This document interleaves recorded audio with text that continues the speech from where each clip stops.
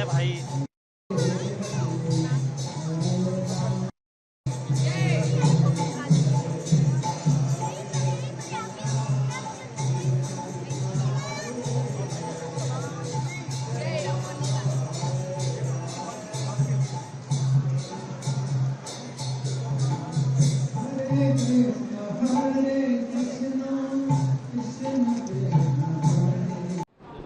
आज जन्माष्टमी का दिन है और आज हम द्वारका में इस्कॉन टेम्पल पे श्री कृष्ण भगवान जी का दर्शन करने आए हैं।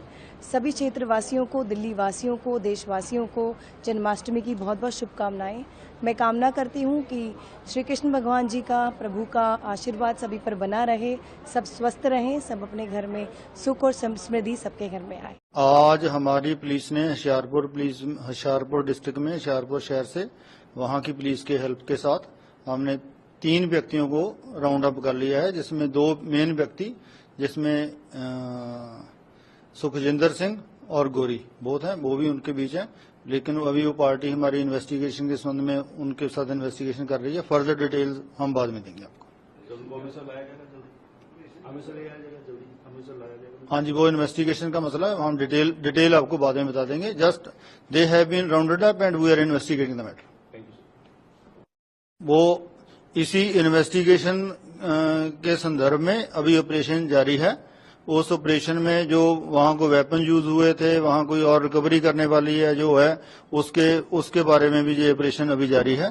जो भी इसका रिजल्ट होगा वो आपको शगुन परिहार जी, जो कि भारतीय जनता पार्टी जम्मू कश्मीर में आतंकवादियों से लोहा लेते हुए अपना सर्वस्व बलिदान किया है। शगुन परिहार जी के स्वर्गीय पिताश्री श्री अजीत परिहार जी और उनके अंकल श्री अनिल परिहार जी भारतीय जनता पार्टी के बहुत ही कर्मठ और जुझारू संघर्षशील कार्यकर्ता थे। आतंकवादियों से लोहा लेते हुए श्री अजीत परिहार जी और स्वर्गीय श्री अनिल परिहार जी ने अपने प्राणों की आहुति दी। आज किश्तवाड़ विधानसभा से भारतीय जनता पार्टी के कार्यकर्ताओं ने सर्वसम्मति से शगुन परिहार जी का नाम किश्तवाड़ से विधानसभा चुनावों के लिए भेजा और हमें इस बात की प्रसन्नता है कि हमारे पार्टी के वरिष्ठ, हमारे जो नेता हैं, केंद्रीय चुनाव समिति ने, माननीय प्रधानमंत्री जी, माननीय राष्ट्रीय अध्यक्ष जी, माननीय गृह मंत्री जी ने एक स्वर में जो है शगुन परिहार जी का नाम इस विधानसभा के लिए सर्वसम्मति से पारित किया है। मैं उम्मीद रखता हूं कि जो अपने परिवार की परंपरा है उसको और मजबूती के साथ शगुन परिहार जी आगे बढ़ाएंगी। सर, आज जिस तरह लिस्ट आई उसके बाद कुछ जो बीजेपी के नेता हैं कुछ नाराज दिखे, कोई प्रोटेस्ट भी हुआ, तो क्या कहेंगे अभी? क्या कोई लिस्ट चेंज होगी या वही लिस्ट रहेगी या क्या रहेगा? भारतीय जनता पार्टी एक बहुत विशाल संगठन है। जम्मू कश्मीर में भारतीय जनता पार्टी के 15 लाख से ऊपर रजिस्टर्ड मेंबर हैं। स्वाभाविक रूप से एक राजनीतिक कार्यकर्ता होने के नाते से अनेक कार्यकर्ताओं के मन में चुनाव लड़ने की इच्छा रहती है, परंतु एक विधानसभा से एक ही उम्मीदवार का चयन हो सकता है। हमने बहुत सारे कार्यकर्ता जो आज मुझे मिलने के लिए आए, एक एक करके मैंने सबसे मुलाकात की, सबकी बात सुनी और सबको विश्वास दिलाया कि हम सब मिलकर एकजुट होकर निस्वार्थ भाव से राष्ट्र की सेवा में निरंतर कार्य करने वाले कार्यकर्ता हैं और हमें किसी प्रकार का कोई मनभेद या अनुशासनहीनता नहीं करनी है। सब कार्यकर्ताओं ने मेरी बात सुनी।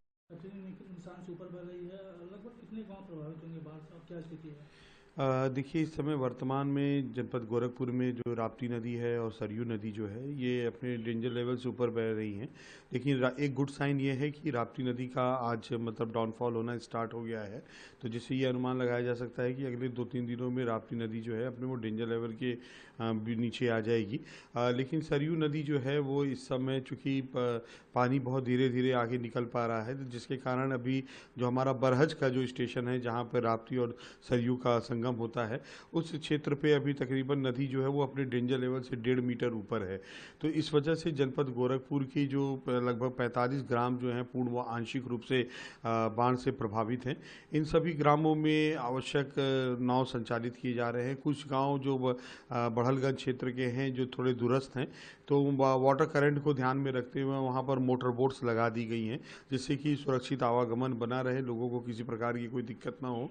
तो उस उक्त क्षेत्र में 2 मोटर बोट भी चल रही है और 3 बड़ी नावें भी वहाँ पे लगाई गई हैं और तकरीबन उस क्षेत्र में 22 मझौली नावें भी लगाई गई हैं और शहरी क्षेत्र में भी नावें लगाई है। कुल अगर देखा जाए तो गोरखपुर में इस समय 92 नावें और प्लस मोटर बोट यहाँ पर संचालित हैं बाढ़ के दृष्टिगत। अब ये है कि अगर कुछ दिनों में अगर अपर कैचमेंट एरिया से पानी नहीं आता है तो धीरे धीरे ये भी पानी रिसीड करने लगेगा, तो अगले 2-4 दिनों में वाटर जो है जो नदियाँ हैं अपने मेन कोर्स में आ जाएंगी। लेकिन अभी सरयू जी के घटने में थोड़ा सा समय लगेगा, तो इस वजह से देखा जाए तो अभी बाढ़ की स्थिति थोड़ी अभी गोरखपुर में अगले वो भारत की संस्कृति और सभ्यता के प्रतीक हैं। वो भारत की आत्मा है। राम और कृष्ण के बिना भारत अधूरा है। इसलिए मध्य प्रदेश के मुख्यमंत्री ने जो बात कही है उसको इस परिप्रेक्ष्य में देखना चाहिए। धार्मिक दृष्टिकोण से अगर आप देखेंगे तो आपको मुख्यमंत्री का बयान गलत लगेगा, लेकिन अगर आध्यात्मिक दृष्टिकोण से देखेंगे, भारत के ऐतिहासिक दृष्टिकोण से देखेंगे, भारत की प्राचीन संस्कृति और सभ्यता के दृष्टिकोण से देखेंगे तो ठीक कह रहे हैं। राम और कृष्ण भारत की आत्मा है। राम और कृष्ण के बिना भारत है कहाँ? चिराग पासवान ने जातीय जनगणना कराने की मांग की है सर। हम लोग तो पूरे शुरू से ही मांग करते रहे कि पूरे देश में होना चाहिए। वो तो खुद ही सरकार के पार्ट है। अगर सरकार नहीं करा रही इसका मतलब वो खुद नहीं करा रहे, तो कथनियाँ करने में तो भारी अंतर है इन लोगों के, तो इससे कोई फर्क पड़ने वाला नहीं है। हम लोग तो कितनी बार इसको पार्लियामेंट में उठाया, लेकिन केंद्र सरकार ने मना कर दिया कि नहीं कराएंगे। हम तो डेलीगेशन भी लेके गए थे मिलने प्रधानमंत्री जी से, तो मना कर दिया गया। तभी तो हमारी सरकार बनी बिहार में, तो हम लोगों ने बिहार में जाति आधारित गणना कराया और आरक्षण दिया, लेकिन शेड्यूल 9 में भी लोग नहीं डाल रहे। तो ये होना साहब ने और वेणुगोपाल जी ने बताया कि ये अलायंस स्टिच करने के पीछे इसका स्पिरिट क्या है, और जो हम लोगों ने आपस में अंडरस्टैंडिंग की है बहुत ही कॉर्डियल एटमॉस्फेयर में हुई। एक दूसरे की सेंसिटिविटीज को अंडरस्टैंड करते हुए और कुछ कंटेंशियस कॉन्स्टिट्यूएंसीज में दोबारा से उसको रिव्यू किया और फाइनली हम एक एग्रीमेंट पे पहुंच गए, जिसके तहत out of 90 seats, National Conference will contest 51 seats, clear 51 seats. 51 total. No, that also I'll add it. No. The P plus अगर clerical कुछ होगा we will correct it. INC 32 and we have agreed और narrow down करके हमने एक friendly contest पे भी, जहां पे हमारे कुछ मुश्किलात आ रही थी, तो हमने उसमें friendly contest but in a very disciplined manner from both sides, and we have narrowed it down to 5 seats, and over and above these 88 seats, we have left 1 seat for CPIM and 1 seat for Panthers Party. So in total, it comes to 90 seats, जिसमें से first phase में 24 seats, जिसके वास्ते कल last day of nomination है। Then second phase में 26 seats और third phase में 40 सीट्स जो फेज वाइज आ रही हैं, और उसमें हर फेज में we have a stated number, NC के वास्ते एक स्टेटेड नंबर है, और उसी के हिसाब से we'll start our issuing the this mandate.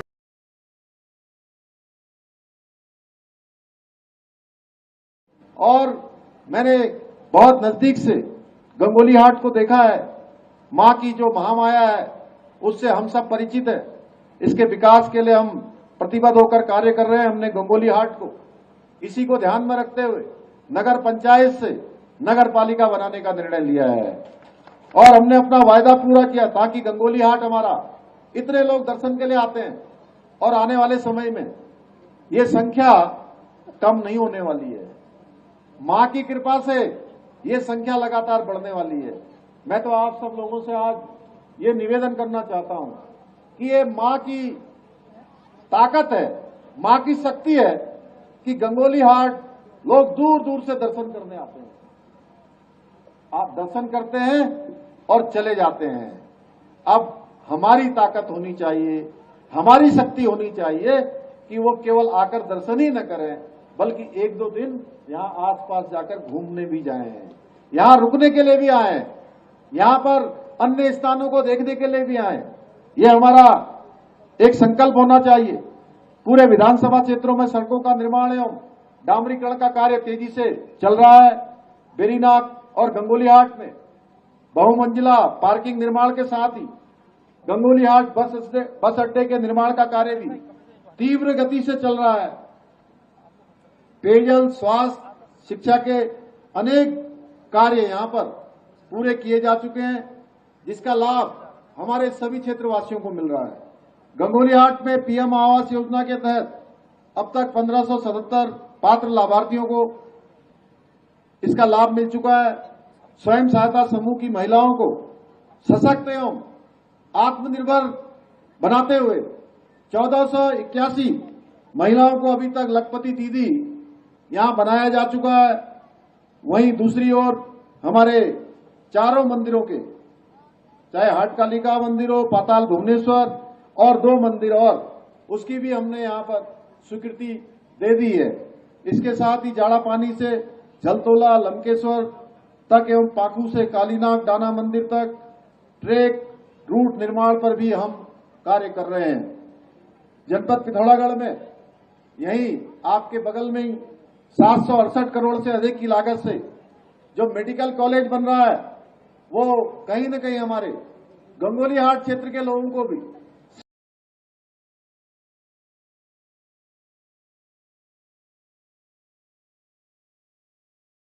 कल हम कोई आंदोलन नहीं रख रहे हैं, और उसके बाद 27 तारीख को स्टूडेंट लोगों का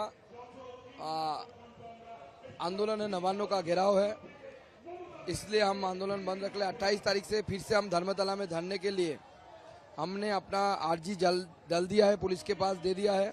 पुलिस अगर परमिशन देती है, अगर नहीं देती है तो हम कोर्ट जाएंगे। आगे आने वाले समय में 29 तारीख को हमारी महिला मोर्चा और महिला मोर्चा के नेतृत्व में सारे महिलाएं भारतीय जनता पार्टी की, वो महिला कमीशन, पश्चिम बंगाल की जो महिला कमीशन है, जो दीदी का कमीशन बन के रह गया है, जो कुछ नहीं करती, उसमें ताला लगाएगी और ताला लगा के महिला कमीशन को बंद कर देगी। इस महिला कमीशन की कोई ज़रूरत नहीं है।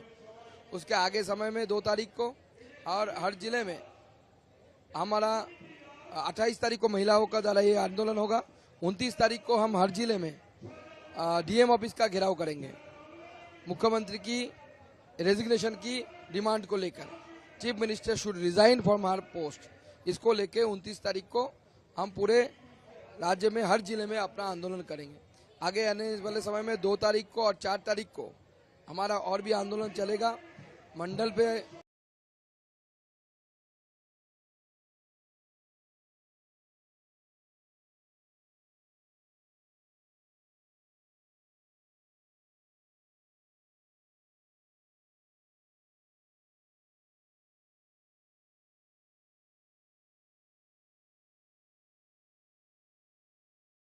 और इसके सराउंडिंग एरिया को 3 जोन में बांट करके और हर जोन पर एडिशनल एसपी रैंक का अधिकारी और हर सेक्टर में डिप्टी एसपी रैंक का अधिकारी, जो 17 सेक्टर बने हुए वो लगाए गए। बाहर के एरिया में ट्रैफिक मैनेजमेंट के लिए एडिशनल एसपी साहब, और पूरे रूट पर जो चारों तरफ से सड़कें आती है वहाँ बैरियर्स के माध्यम से पार्किंग स्थल जहां बने हैं, पार्किंग स्थल पे गाड़ियां निर्धारित स्थानों पे पार्क हो जाएंगी।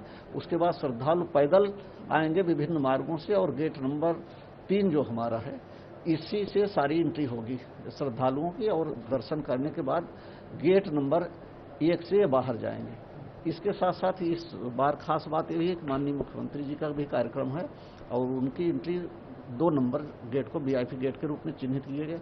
2 नंबर गेट से माननीय मुख्यमंत्री जी की एंट्री होगी, और दर्शन पूजन के बाद गेट नंबर 2 से ही उनकी वापसी होगी।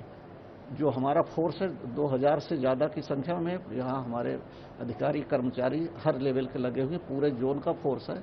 और क्योंकि यह संवेदनशीलता का लेवल जन्मभूमि का इस समय बहुत उच्च दर्जे का है, तो उसको ध्यान में रखते हुए हमारी एटीएस की टीमें, कमांडो फोर्स और फायर सर्विस से लेकर और जो भी हमारी एजेंसियां हैं सब इसमें लगे हुए हैं। सर, इसके अतिरिक्त हम देखें तो विदेशी पर्यटकों के जन्मभूमि स्थल या फिर मथुरा वृंदावन आसपास क्षेत्र में आने की क्या संभावना है, उनको लेकर के क्या व्यवस्था की गई है, और इसके अलावा टेक्नोलॉजी का किस तरीके से उत्तर प्रदेश पुलिस इस्तेमाल कर रही है, ताकि जैसा हमने देखा कि कई बार स्टैम्पीड, भगदड़ इत्यादि की संभावना बनी रहती है, तो उसको कम किया जा सकता है। हाँ, जहाँ तक विदेशी पर्यटकों का सवाल है, आमतौर पे जन्मभूमि पे विदेशी पर्यटकों की संख्या उतनी नहीं होती है, लेकिन वृंदावन चूंकि हमसे लगा हुआ है, तो वृंदावन में इस्कॉन मंदिर है, वहाँ भी बहुत ज़्यादा संख्या में विदेशी श्रद्धालु होते हैं। और चूंकि यह जन्माष्टमी मुख्य पर्व है, तो वो उन लोगों का भी आगमन यहाँ पर होगा ही होगा। और रही बात उसकी सुरक्षा के संबंध में, तो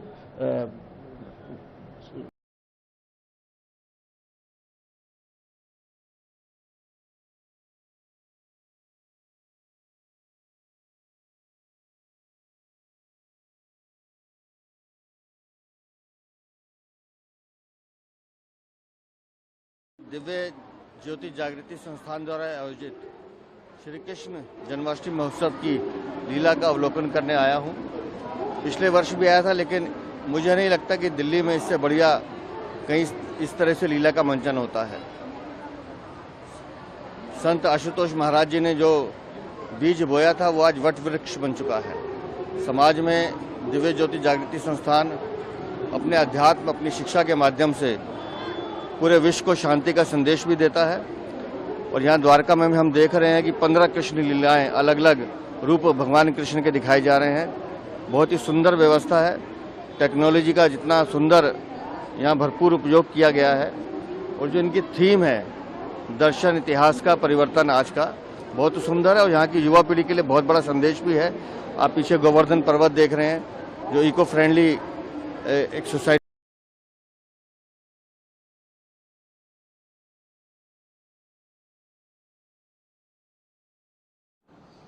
आज इस अवसर के ऊपर हमारे जो विपक्षी दल है, जिनकी विपक्ष की भूमिका वो भी चिंताजनक है, मैं उन लोगों से कहना चाहता हूं, कुछ मेरे क्वेश्चन है, मेरी जिज्ञासा है।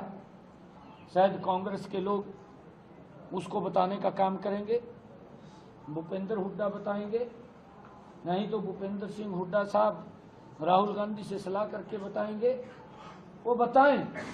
मेरी कुछ जिज्ञासाएं हैं। मैं ये पूछना चाहता हूं कांग्रेस के लोगों से, जो जम्मू कश्मीर के अंदर कांग्रेस और नेशनल कॉन्फ्रेंस के बीच गठबंधन हुआ है, मैं उसके लिए पूछना चाहता हूं कि क्या कांग्रेस पार्टी ने जम्मू कश्मीर में नेशनल कॉन्फ्रेंस के साथ गठबंधन करके धारा 370 और आर्टिकल 35A को वापस लाने के अब्दुल्ला परिवार की भारत विरोधी मंशा का कांग्रेस पार्टी समर्थन कर रही है? मैं इसकी मेरी जिज्ञासा है। मुझे पूर्ण विश्वास है कि मैं जितने क्वेश्चन पूछूंगा, शायद कांग्रेस के नेता, यहाँ के भी कई बड़े नेता हैं, अब कुमारी शैलजा वो बोलती है कि मैं तो सोनिया गांधी की थाली में बैठ करके खाती हूं, और सुरजेवाला साहब बोलते हैं कि मैं राहुल गांधी के साथ बैठ करके खाना खाता हूं, और हुड्डा साहब तो सबको लेते हुए बोलते हैं कि राहुल और सोनिया और वाड्रा साहब जो इनके दामाद हैं उनके साथ, सबके साथ इनके बड़े घनिष्ठ संबंध हैं। मैं इन सब से पूछना चाहता हूं, क्या कांग्रेस के नेता या कांग्रेस पार्टी ये बताने का काम करेगी जो मैं क्वेश्चन पूछ रहा हूं। जब जब देश में देश की एकता एवं अखंडता को तोड़ने और पाकिस्तान तथा आतंकवाद से हाथ मिलाने की बात आती है तो कांग्रेस पार्टी सबसे आगे खड़ी नजर आती है। राहुल गांधी जी को सत्ता हासिल करने के लिए देश के टुकड़े टुकड़े करने की मानसिकता अपने पूर्वजों से इनको मिली है, इसके बारे में भी ये जिज्ञासा को स्पष्ट करने का काम करें। मैं ये भी जानना चाहता हूं कि नेशनल कॉन्फ्रेंस के साथ मिलकर कांग्रेस धारा 370 आर्टिकल 35A को हटाने का जो ख्वाब वो देख रही है वो कभी पूरे होने वाला नहीं है।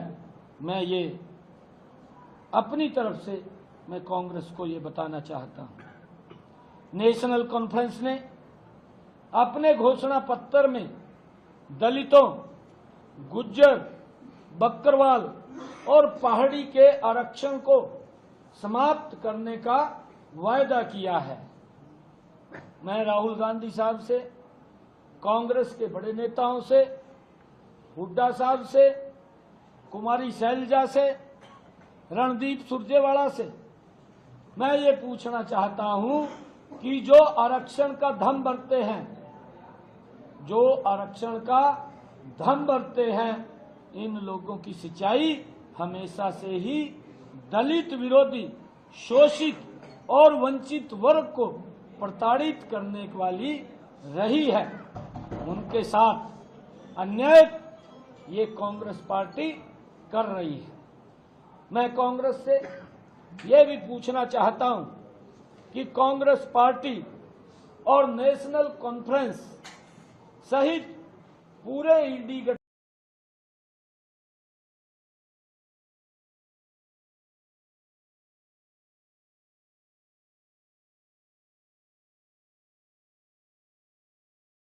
पूरे प्रदेशवासियों को, देशवासियों को बधाई, मंगल कामना।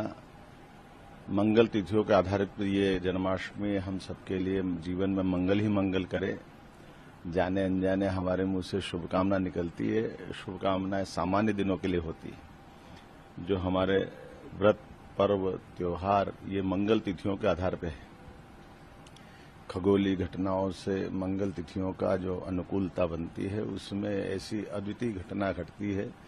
जैसे आज रोहिणी नक्षत्र है और अष्टमी तिथि भाद्रपद की, ऐसे में 12 बजे भगवान का प्राकट्य, ये अलौकिक घटना 5100 साल पहले हुई। मेरी अपनी ओर से भगवान कृष्ण का पूरा जीवन हम सबके लिए अनुकरणीय है। जीवन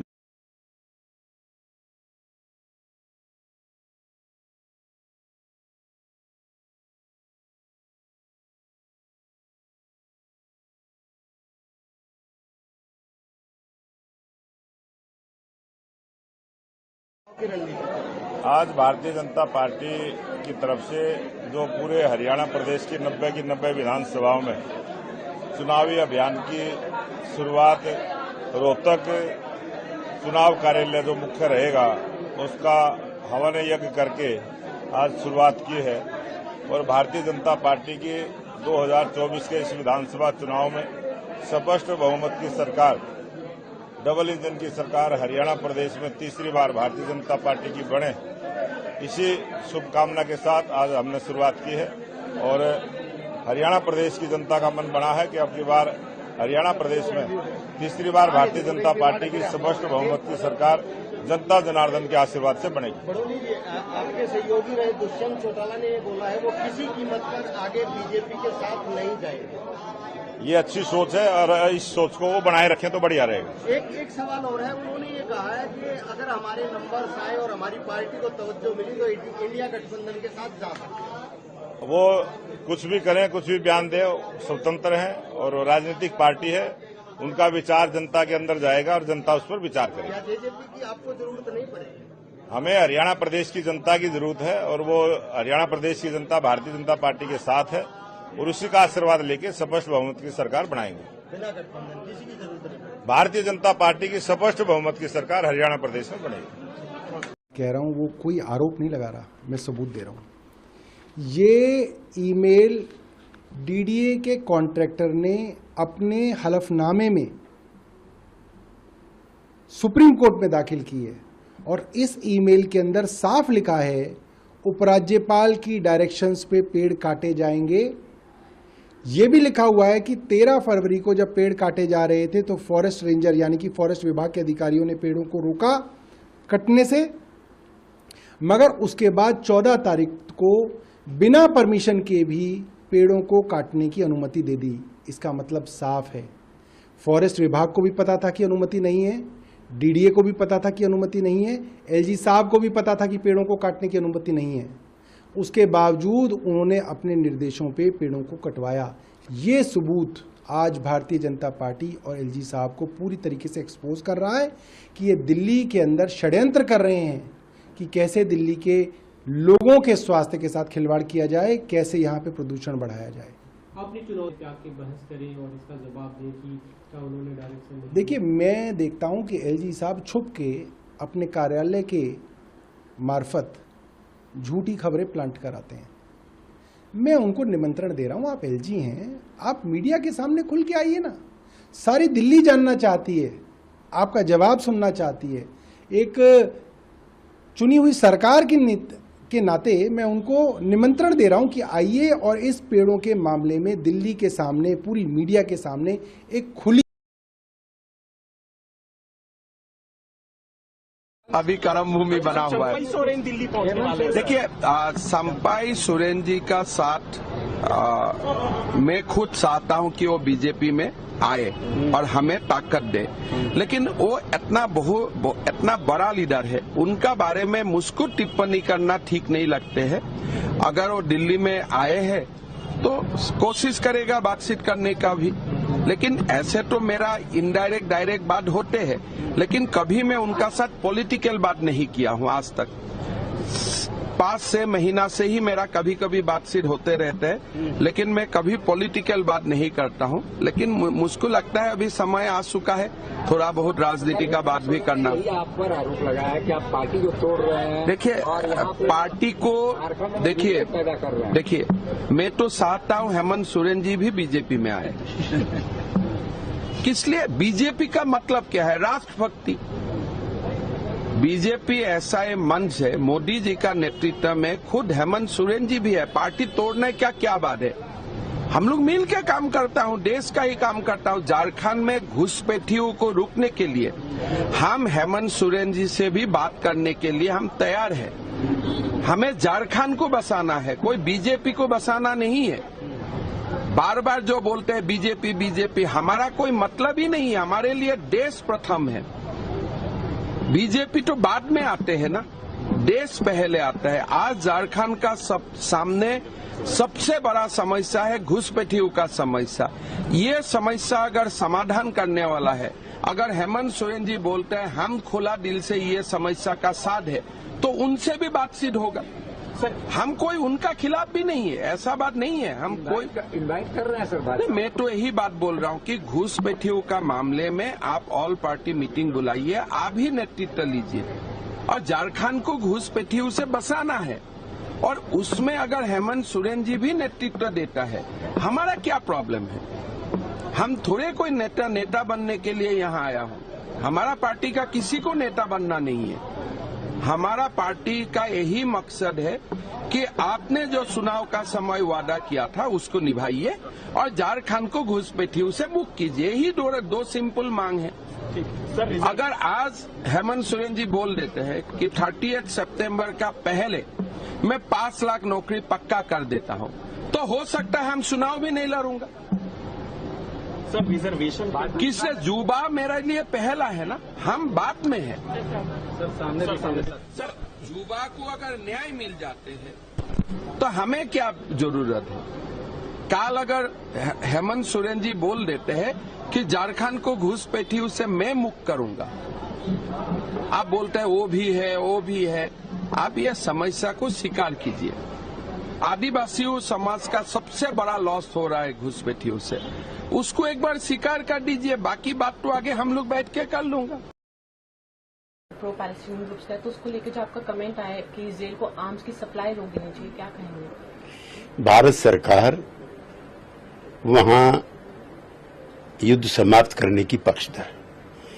पिछले दिनों ही फिलिस्तीन की मदद के लिए मेडिकल और फूड एड भारत सरकार ने भिजवाई है। मेरा वक्तव्य उसी दिशा में। कि हमास को सपोर्ट कर रहे हैं, इस बारे में क्या कहेंगे? जो ऐसा कह रहे हैं वो अज्ञान लोग हैं। हमास हिजबुल्लाह अलग हैं और फिलिस्तीन अलग राष्ट्र है, जिसको महात्मा गांधी और अटल बिहारी वाजपेयी भी समर्थन दे चुके हैं। क्या कहेंगे अभी जो नाम जारी किए हैं? भारतीय जनता पार्टी जम्मू कश्मीर में चुनावी शंखनाद के बीच पार्टी ने अपने उम्मीदवारों की एक प्रक्रिया के बाद घोषणा की है।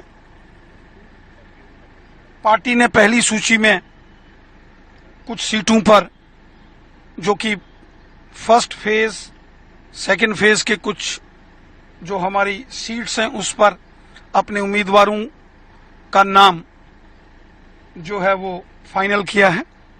क्योंकि पहले फेज का जो चुनाव है उसका नॉमिनेशन भरने की डेट 27 अगस्त है, तो पार्टी ने तुरंत ऐसे विधानसभा जो फर्स्ट या सेकंड फेज में आते हैं उन असेंबली सेगमेंट्स में अपने उम्मीदवारों के नामों की घोषणा की है। जल्द पार्टी दूसरी सूची भी जारी करेगी। भारतीय जनता पार्टी पूरे जम्मू कश्मीर में चुनाव लड़ेगी, अपने दम पर चुनाव लड़ेंगे। कश्मीर में कुछ जगहों पर हम कुछ ऐसे विनिबिलिटी रखने वाले इंडिपेंडेंट कैंडिडेट्स के साथ हम आपसी तालमेल की हमारी बातचीत चल रही है। अन्यथा अधिकांश सीटों पर भारतीय जनता पार्टी स्वयं चुनाव लड़ेगी। कश्मीर घाटी में यहां कश्मीरी पंडित विस्थापित समाज के 2 उम्मीदवारों को पार्टी ने मैदान में उतारा है, हब्बा कदल और अनंतनाग ईस्ट से। इसी प्रकार पार्टी ने जम्मू संभाग में भी पूरी ताकत के साथ चुनाव लड़ने का निर्णय किया। भारतीय जनता पार्टी में नए पुराने चेहरे सब मिलकर काम करते हैं। बीजेपी में एक परिवार की तरह सब रहते हैं। ये फर्क नहीं पड़ता है कि किसका नाम आया है किसका नहीं आया है। Nation first party second self last, इस मिशन के साथ भारतीय जनता पार्टी के कार्यकर्ता काम करते हैं। देश और समाज के लिए समर्पित भाव से भारतीय जनता पार्टी के कार्यकर्ता काम करते हैं। इसलिए अपने भाजपा बीजेपी परिवार से कोई भी लड़े, कुछ लड़ते हैं बाकी वाले मिलके लड़वाते हैं। हमारा एक परिवार है और हमारा परिवार मिलके चुनावी अभियान को या सामाजिक कार्यों को आगे बढ़ाता है। बहनों और भाइयों, राष्ट्र से बढ़कर के कुछ नहीं हो सकता, कुछ नहीं हो सकता। और राष्ट्र तब सशक्त होगा जब हम एक रहेंगे, नेक रहेंगे, तभी नेक रहेंगे। बटेंगे तो कटेंगे। आप देख रहे हैं ना, बांग्लादेश में देख रहे हो ना, तो वो गलतियां यहां नहीं होनी चाहिए। बटेंगे तो कटेंगे, एक रहेंगे तो नेक रहेंगे, सुरक्षित रहेंगे और समृद्धि की पराकाष्ठा को पहुंचेंगे। हमें विकसित भारत की संकल्पना को साकार करने के लिए कार्य करना है।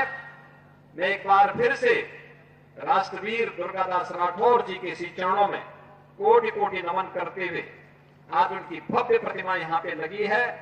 राष्ट्र के प्रति समर्पण और श्रद्धा का भाव जिन्होंने अपने शौर्य और पराक्रम से दिया था, वह श्रद्धा का भाव हमारे मन में सदैव बना रहे, इस विश्वास के साथ आप सबको एक बार फिर से जन्माष्टमी की इस पावन तिथि पर हृदय से बधाई देता हूं।